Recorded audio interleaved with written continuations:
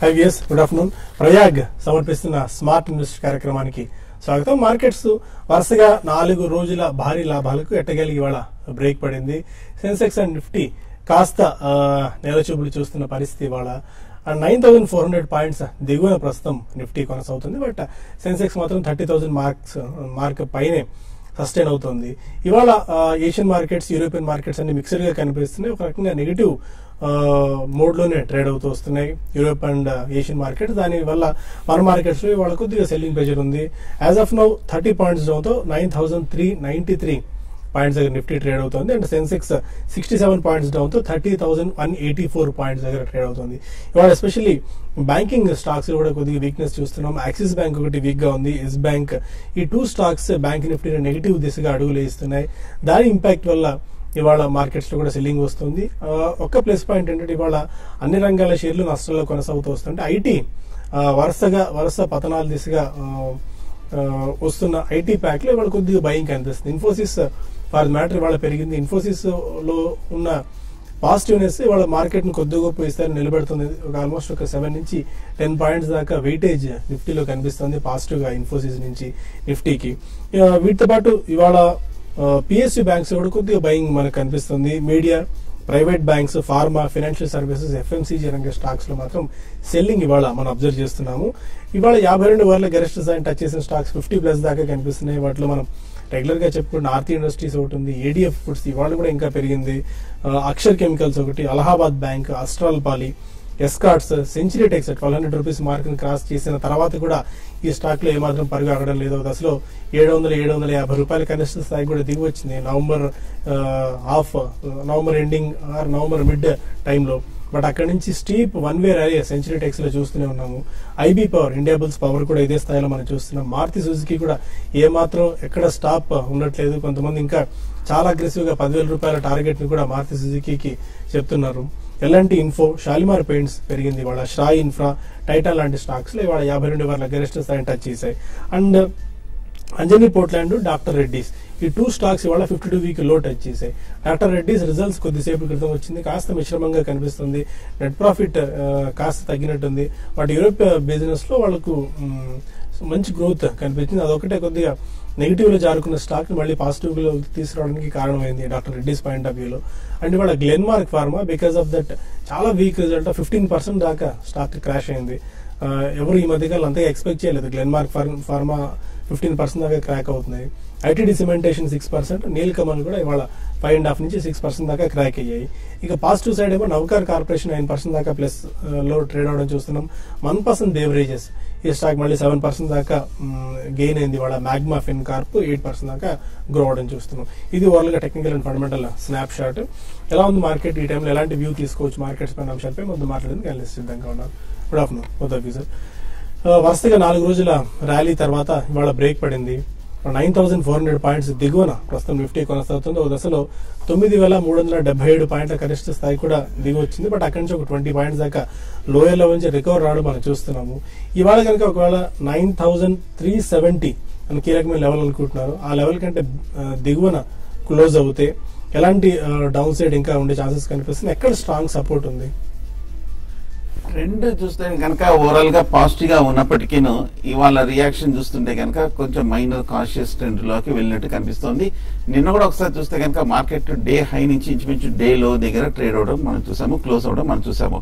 అలాగే మీరు చెప్పినట్టు కీలకమైన లెవెల్ 9,370. ఎందుకంటే ఇంతకంటే లాస్ట్ వీక్ చూస్తే కనుక అది రెసిస్టెన్స్ గా ఉంది, అది బ్రేక్ అయింది కాబట్టి తిరిగి ఆ రెసిస్టెన్స్ లెవెల్ కి ఒకసారి రీట్రీట్ అవడం అనేది మనం చూస్తుంటాము.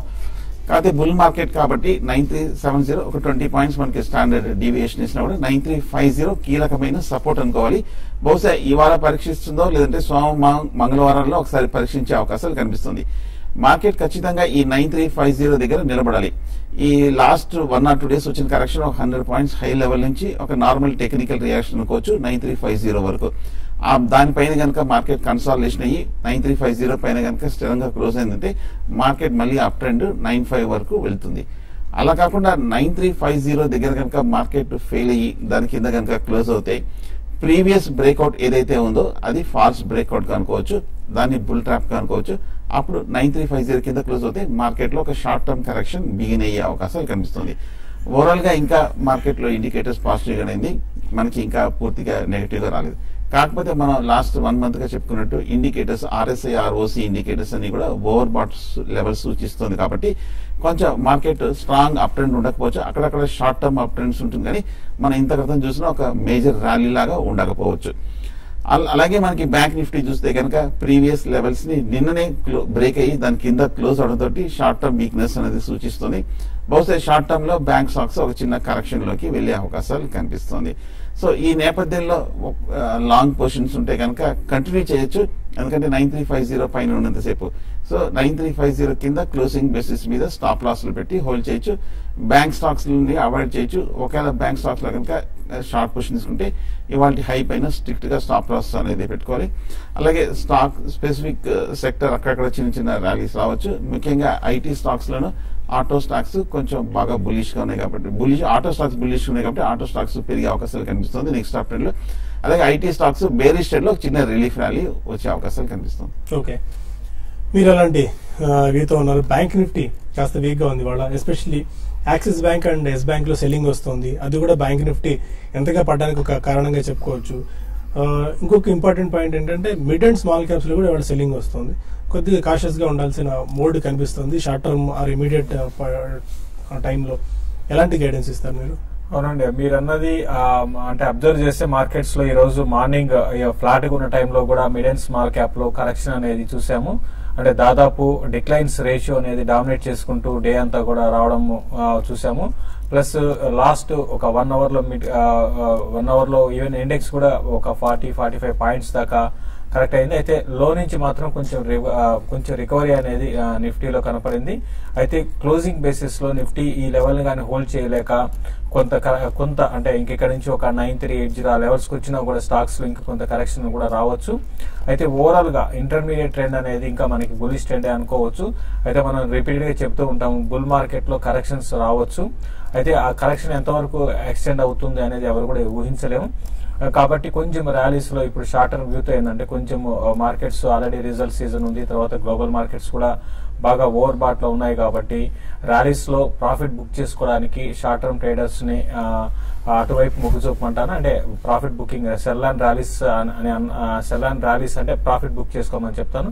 ప్రస్తుతం అయితే ఈవెన్ బ్యాంక్ నిఫ్టీ ఇదే విధమైన డౌన్ ట్రెండ్ గానీ ఉంటే నెక్స్ట్ ఫ్యూ డేస్ నిఫ్టీకి up trend short term up trend ఆగిపోయిందని చెప్పొచ్చు. ఎందుకంటే వెయిటేజ్ ఎక్కువ మనకి బ్యాంకింగ్ స్టాక్స్ లో దాదాపు ఒక 12 స్టాక్స్ మనకి నిఫ్టీలో ఉన్నాయి. కాబట్టి బ్యాంక్ నిఫ్టీ కంటిన్యూ వీక్ అయితే మాత్రం రానున్న రోజుల్లో మార్కెట్ మరింత వీక్ అవ్వచ్చు. షార్ట్ టర్మ్ కి మాత్రం ఎస్ బ్యాంక్ సెల్ చేయమంటాను. ఎవ్రీ ర్యాలీలో కూడా ఆల్రెడీ 4% పడింది. ఇది ర్యాలీస్ లో సెల్ చేయమంటాను. At the same time ICICI bank ని మాత్రం ఎవ్రీ డిప్ లో బై అని చెప్తాను ఈ సిరీస్ కి. ఆ తర్వాత మెటల్ కౌంటర్స్ లో మనం రిపీట్ గా చెప్తూనే ఉంటాము, ర్యాలీస్ లో సెల్ చేయమని చెప్తాను. ఓకే, సెలాన్ ర్యాలీస్ అంటే కొన్ని స్పెసిఫిక్ స్టాక్స్ లో, బట్ లాంగ్ టర్మ్ ట్రెండ్ అయితే ఇంటాక్ట్ కాస్త పాజిటివ్ గానే ఉంది. అంటే అన్లెస్ మనకి క్వార్టర్లీ రిజల్ట్స్, ఈ కార్పొరేట్ యాక్షన్ అది క్వార్టర్లీ రిజల్ట్స్ ఆశించిన స్థాయిలో రాకపోతే అప్పుడు ఏమన్నా ఇంపాక్ట్ ఉండొచ్చు. దానికి తోడు వర్షపాతం ఐఎండి అంచనాల ప్రకారం సాధారణ కంటే మెరుగైన వర్షపాతం ఈసారి నమోదు కావచ్చు అని చెప్పి కూడా అంచనాలు ఉన్నాయి. ఒకవేళ అవన్నీ కూడా తలకిందు తర్వాత మేబీ షార్ట్ టర్మ్ కొద్దిగా వీక్నెస్ ఉండొచ్చేమో కానీ, but in terms of FIIs figures చూసినా డిఏ ఫిగర్స్ చూసినా కూడా కాస్త అట్రాక్టివ్ గా అనిపిస్తుంది. సో షార్ట్ టర్మ్ వ్యూ ఇది. కొన్ని కాల్స్ అండ్ మెయిల్స్ తీసుకుందాం. ఈలోపు కొన్ని మెయిల్స్ మనం సైమల్టేనియస్ గా తీసుకుందాం. అనీష్ అడుగుతున్నారు, నెల్కాస్ట్ 66 రూపీస్ లో నందన్ డెనిమ్ తీసుకున్నారట. ఆల్రెడీ ఇంకా హోల్డ్ చేసుకోవచ్చా లాంగ్ టర్మ్ కి, అక్యుములేట్ చేసుకోవచ్చా ఇంకా Nandan Denim and Nelcast? Nandan Denim hold చేయండి, ఎందుకంటే ఈ లాస్ట్ 6 months గా చూస్తే కనుక నందన్ డెలిమ్ టెక్నికల్ గా కొంచెం సైడ్ వేస్ ట్రెండ్ లో ఉన్నప్పటికీ ఇవాళ చూస్తే కనుక ఈ 2 రోజులుగా వాల్యూమ్స్ తోటి కొంచెం పెరగడం అనేది మనం చూస్తున్నాము.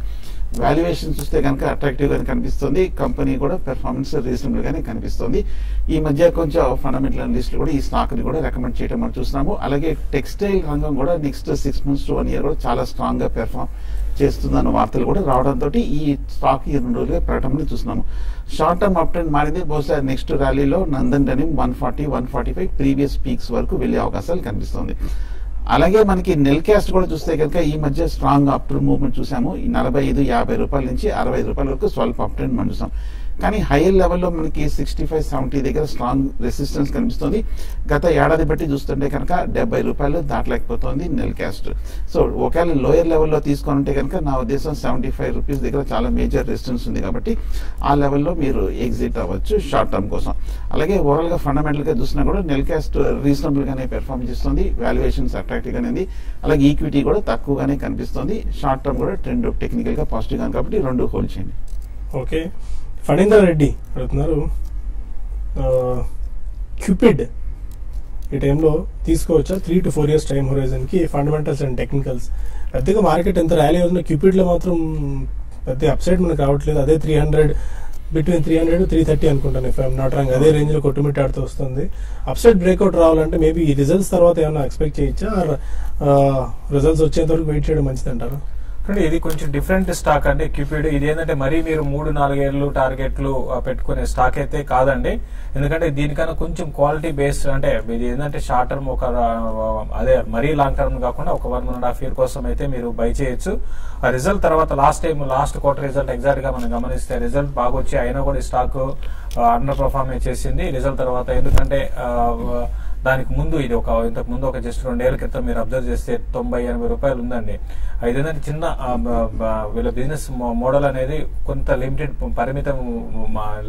బిజినెస్ కాబట్టి ఎక్స్పాన్షన్ ప్లాన్స్ ఫ్యూచర్ లో ఏ విధంగా ఉంటాయి దాన్ని బట్టి మనకి నెక్స్ట్ 2-3 ఏళ్ల హోరైజన్ లో దీన్ని ఇన్వెస్ట్ చేసుకోవచ్చు. ప్రస్తుతం అయితే నేను షార్ట్ టర్మ్ కి 1.5 year కోసం అయితే హోల్డ్ చేయమంటాను. మరి 3-4 ఏళ్ళు అయితే దీనికన్నా బెటర్ వేరే స్టాక్స్ ని సెలెక్ట్ చేసుకోమంటాను. వైదేహి మరో కాల్ ఉన్నారు హైదరాబాద్ నుంచి. First call. హలో నమస్తే అండి. నమస్కారం అండి, చెప్పండి. Godrej Properties IRB Infra buying point చెప్పమండి 1 to 2 years కోసం. శేషు గారిని చెప్పమండి.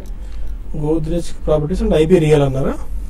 IRB sir. ఓకే, బాగా ఇప్పటికే కొద్ది పీక్ అయినట్టు కనిపిస్తుంది గోద్రేజ్ ప్రాపర్టీస్. ఇలాంటి స్టాక్స్ లో ప్రాఫిట్ బుకింగ్ కూడా మెల్లగా మొదలైంది. బట్ ఇంకా ఇక్కడ నుంచి అప్సైడ్ ఉండే స్ట్రీమ్ చాలా ఎక్కువ ఉన్నాయని చెప్పి స్ట్రేట్ ఎక్స్పెక్ట్ చేస్తున్నారు. Godrej Properties and IRB infra levels size చేస్తారు. ఐఆర్బి ఇన్ఫ్రా 260 లెవెల్ దగ్గర రెసిస్టెన్స్ ఉందండి. మీరు సపోర్ట్ లెవెల్ కావాలంటే మీరు బై చేయాలి కాబట్టి మీకు సపోర్ట్ లెవెల్ విషయానికి వస్తే 240 ఆ లెవెల్ దగ్గర మీకు సపోర్ట్ ఉండొచ్చు. చిన్న కరెక్షన్స్ లో అంటే ఇంకోటి 100% మీరు ఇన్వెస్టర్ అయితే సపోర్ట్ అంటే చిన్న కరెక్షన్స్ లో ఇన్వెస్ట్ చేసుకోండి. మేజర్ కరెక్షన్ అయితే ఐఆర్బి ఇన్ఫ్రాలో రాకపోవచ్చు. అయితే జిఐసి గోద్రేజ్ ప్రాపర్టీస్ మాత్రం కొంచెం ఈ లెవెల్ నుంచి మాత్రం కొంచెం రియాక్షన్ రావచ్చు అండి. 500 లెవెల్ కానీ బ్రేక్ అయిందంటే 460 ఆ లెవెల్ దాకా రావచ్చు. ఒక 10 రూపాయలు అటు ఇటు ఎగ్జాక్ట్ మనం 100% మనం లోలో కొనలేము, హైలో అమ్మలేమండి. స్టాక్ మార్కెట్ లో రెండు కూడా కాదు. కాబట్టి మీరు కొంచెం లోయర్ లెవెల్స్ లో మీకు వచ్చినప్పుడల్లా కూడా వీటిని అక్యుములేట్ చేసుకోండి. లాంగ్ టర్మ్ మాత్రం రెండు కూడా బాగా పెరిగే అవకాశాలు ఉన్నాయండి. రాజమండ్రి నుంచి కృష్ణ మరొకరు. నమస్కారం సార్. నమస్కారం అండి, చెప్పండి. ఇవాళ డిఎల్ఎఫ్ 201.50 షార్ట్ చేసామండి. అది ఎలా ఉండొచ్చు ఓకే క్యాష్ లో? డిఎల్ఎఫ్ 201.50 ఓకే అండి. డిఎల్ఎఫ్ లాస్ట్ ఫ్యూ డేస్ గా కొంత స్ట్రాంగ్ ఉందండి, వీక్ ఉందండి. ఈ రోజు మాత్రం ఇందులో కొంచెం షార్ట్ కవరింగ్ ర్యాలీ చూసాము. మార్కెట్స్ అయితే ఈ లెవెల్ నుంచి పెద్దగా పడతాయని కూడా నేను అనుకోలేనండి. అంటే ఈ రోజుకి ఇక్కడే ఉండొచ్చు. అయినా మీరు ప్రస్తుతం అయితే మార్కెట్స్ వీక్ ఉన్నాయి కాబట్టి హోల్డ్ చేయండి. అంటే మీరు షార్ట్ చేసిన దానికన్నా 2 రూపాయలు పెరిగింది. 204 దగ్గర మీరు స్టాప్ లాస్ పెట్టుకొని నెక్స్ట్ కరెక్షన్ అంటే మార్కెట్ ఇంకా ఫర్దర్ గా వీక్ అయితే మాత్రం డిఎల్ఎఫ్ 201 దాకా రావచ్చు. వచ్చినప్పుడు మీరు తీసేయండి. ఇక మరిన్ని కాల్స్ అండ్ మెయిల్స్ తీసుకునే ముందు ప్రయాగ్ సమర్పిస్తున్న స్మార్ట్ ఇన్వెస్ట్ కార్యక్రమంలో చిన్న బ్రేక్ తీసుకుందాం. Welcome back to Prayag smart investor. Caller ఉన్నారు. హలో హలో హలో చెప్పండి. హలో క్వశ్చన్ అడిగాను సార్, వినిపిస్తుంది. అదే సార్, ఐడియా సెల్యులర్ టీచర్ లో షార్ట్ వేసానండి. ఓకే, ఏ ప్రైస్ లో షార్ట్ చేశారు? 90 రూపీస్ 70 పైసలు వేసానండి. ఓకే, అది ఈ రోజు 93కి వెళ్ళింది. అది ఉంచమంటారా లేకపోతే ఎగ్జిట్? నిన్నే చాలా స్ట్రాంగ్ బయింగ్ యాక్షన్ చూసాము టెలికామ్ స్టాక్స్ లో, భారతీయ ఎయిర్టెల్ అండ్ ఐడియా లాంటి స్టాక్స్ లో. ఓవరాల్ గా మన ఐడియా లాస్ట్ ఒక 1 month గా చూస్తే కనుక బాగా వీక్ స్టాక్ అండి. 120 నుంచి 80 రూపీస్ వరకు పడింది. కానీ ఈ 2-3 రోజులుగా చూస్తే కనుక ఐడియా కొంచెం స్పర్ట్ రావడం మనం చూసాము. ఎందుకంటే ఈ లాస్ట్ 1 month గా బాగా పట్టడంతో టెక్నికల్ గా కొంచెం ఓవర్ సోల్డ్ పొజిషన్కి రావడము, అలాగే నిన్న ఐడియా సెల్యులార్ దగ్గర నుంచి ఒక భారతీయ ఎయిర్టెల్ నుంచి స్ట్రాంగ్ రిజల్ట్స్ రావడంతో మనకి టెలికామ్ అన్నింటిలో ఒకసారి బయింగ్ వచ్చింది. ప్రస్తుతానికైతే మరి నా ఉద్దేశం హోల్డ్ చేయండి.